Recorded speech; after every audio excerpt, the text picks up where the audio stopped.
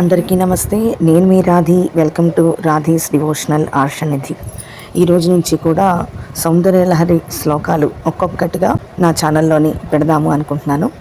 మీ అందరికీ కనుక నా ఈ వీడియో నచ్చితే లైక్ చేయండి, షేర్ చేయండి. అలాగే కొత్తగా ఎవరైనా ఈ వీడియో చూస్తూ ఉంటే నా ఛానల్ని సబ్స్క్రైబ్ చేసుకోండి.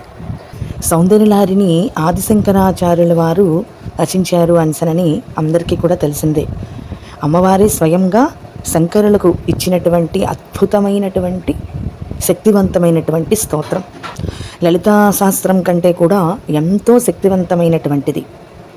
ఎక్కడైతే సౌందర్యలహరి పారాయణ జరుగుతుందో అక్కడ శంకరులు నడయాడుతారు అనేటటువంటిది ప్రత్యక్ష ప్రామాణికం.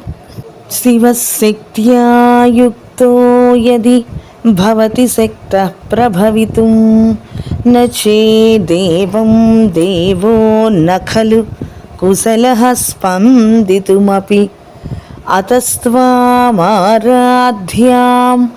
హరిహర విరించాదిభిరపి ప్రణంతుం స్తోతుం వా కథమకృత పుణ్య ప్రభవతి. ఈ శ్లోకంలోని శంకరాచార్యుల వారు చెప్తున్నారు, అమ్మా ఓ భగవతి, సర్వమంగళ సహితుడైనటువంటి ఆ సదాశివుడు, అంటే సర్వమంగళ ఎవరి? అమ్మవారే కదా. అంటే నీతో కూడి ఉన్నటువంటి ఆ సదాశివుడు జగన్నిర్మాణ శక్తివైన నీతో కూడితే కానీ జగాలను సృజించడానికి సమర్థుడు కాడు. నీతో ఉండకపోతే, నీతో కూడకపోతే ఆ దేవుడు సైతం, ఆ పరమేశ్వరుడు సైతం తాను కదలడానికి సైతం అశక్తుడు.